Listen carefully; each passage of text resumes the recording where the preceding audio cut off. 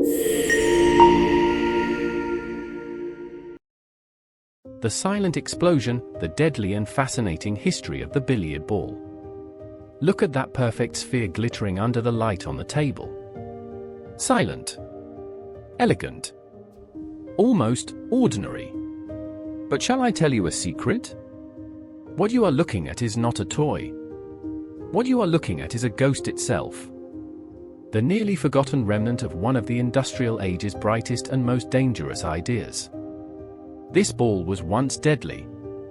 Once, two balls colliding would explode with a sound like a gunshot echoing through the room. This ball was once so valuable that names were carved on it so it wouldn't be lost.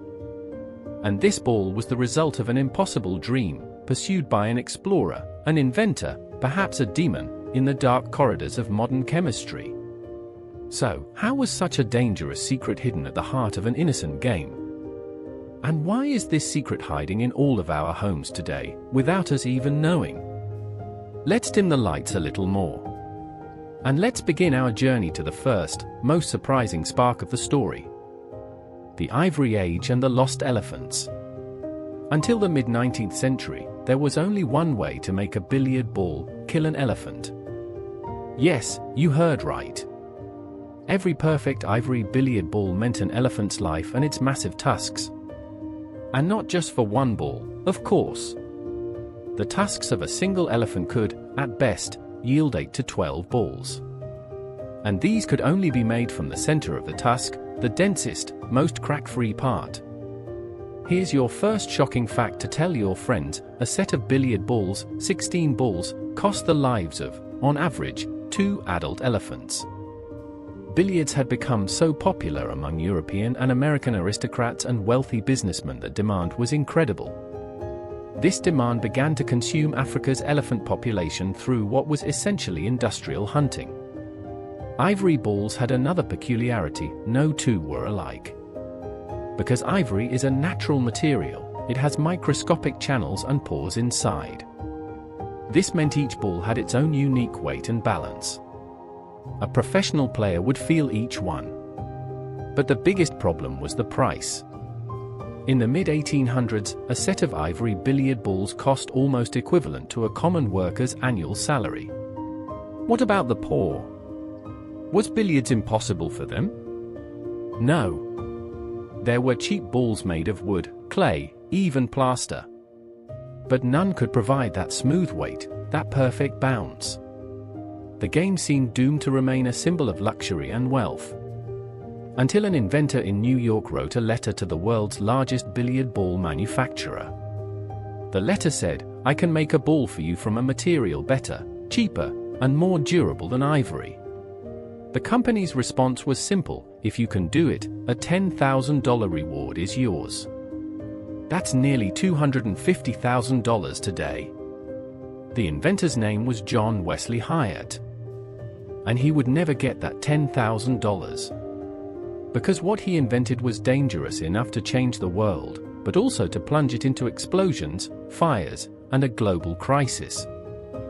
Celluloid, the birth of the devil's material. What Hyatt was after was a synthetic material to replace ivory. A substance was circulating in the scientific world at that time: cellulose nitrate. Or better known as nitrocellulose. Yes, exactly. The raw material for the gun carton. This is where our story gets really interesting. Hyatt was trying to turn cellulose nitrate into a hard, workable form like ivory. He conducted experiments, prepared mixtures.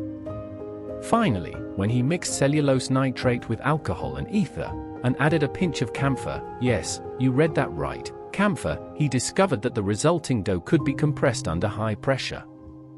When it cooled, it turned into a hard, shiny, ivory-like substance. He named it celluloid. And so, the world's first semi-synthetic plastic was born. Hyatt immediately started producing billiard balls. They were perfect. The same weight, the same feel as ivory. And most importantly, they were much cheaper. Now everyone could play billiards. But there was a small problem. Cellulose nitrate is a highly unstable and flammable material. Actually, the formula Hyatt used was less dangerous than pure gun carton, but it was still not far from a bomb. Here's your next wow fact: the first celluloid billiard balls would explode when they hit each other hard enough. Yes, a fantastic truth you can tell your friends. In game rooms, a sudden, gunshot-like explosion could be heard from two balls colliding. This explosion was so loud and frightening that sometimes players would even have heart attacks. It wasn't a ball of flame, but it was a sharp, violent explosion. There were even reports in newspapers of the time about everyone panicking and fleeing a billiard hall because of these explosions. People had started calling these huge miracle balls the devil's balls. Didn't Hyatt know this? Of course he did. He had experienced many explosions in his lab. Once, his experiment almost completely destroyed a factory on the floor above. But the commercial aspect was so tempting that he ignored this minor side effect. He started adding materials like camphor to the production process to make the material more stable. The explosions decreased but never completely stopped. Another interesting feature of celluloid balls was what they did as they aged. As the solvents inside them evaporated over time, the ball would begin to shrink and collapse inward. Finally, it would explode suddenly and quite loudly. Yes, a billiard ball could explode on its own, sitting on a shelf, for no reason, after months or even years. The spark of the plastic age and the shadowy danger. Hyatt never got the $10,000. Because the reward was for a material that would completely replace ivory. Celluloid balls, though excellent, sometimes exploded, which did not make them completely flawless. But Hyatt's invention created a much bigger wave. It launched the plastic age.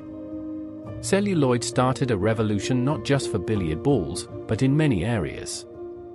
Photographic film, the foundation of the cinema industry, combs, collar stiffeners, toys, even the first transparent packaging. All thanks to celluloid. The world had embraced the endless possibilities offered by plastic. But that shadowy danger was always there. Products made of celluloid, especially old billiard balls, are extremely dangerous relics. These balls can still be found in antique shops, garages, and old junk shops today. And if they haven't been stored in the right conditions, in a hot, dry environment, the chemical deterioration inside them continues. The stabilizers eventually deplete, and the ball can explode with the slightest physical contact, or even on its own. These balls are literally sleeping bombs. Museums and collectors keep these balls in special, cooled, and insulated display cases. So, how was this explosion risk solved? Why don't billiard balls explode today? Here is the final act of our story. The resin age and the perfect sphere. By the early 20th century, the dangers of celluloid were well understood. The chemical industry was advancing rapidly. Billiard lovers and manufacturers were looking for a safer alternative. This search led to the discovery of phenolic resin. This was a completely synthetic, extremely durable, wear-resistant, and most importantly, absolutely non-flammable or explosive type of plastic. From the 1930s onwards, billiard balls began to be produced from this phenolic resin. This material was so perfect that they are still produced using the same technique. Here is your final wow fact. A modern billiard ball is not just a plastic ball. It is an engineering marvel.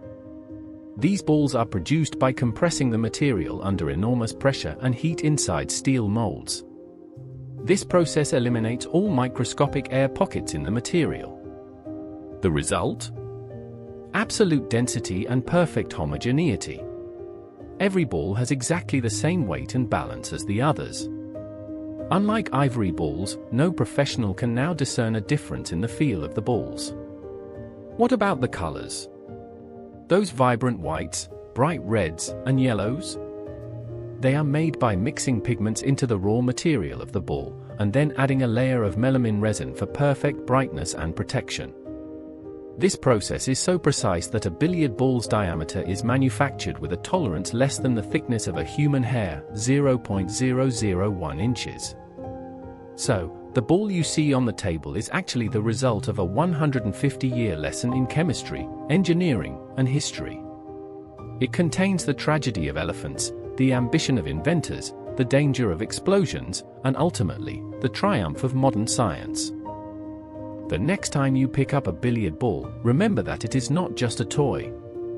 Remember that behind its cold, perfect surface, it carries the sad cries of elephants in the savannas, the explosion sounds from a laboratory in New York, and the silent echoes of humanity's stubborn, sometimes dangerous, but always fascinating quest to make something better.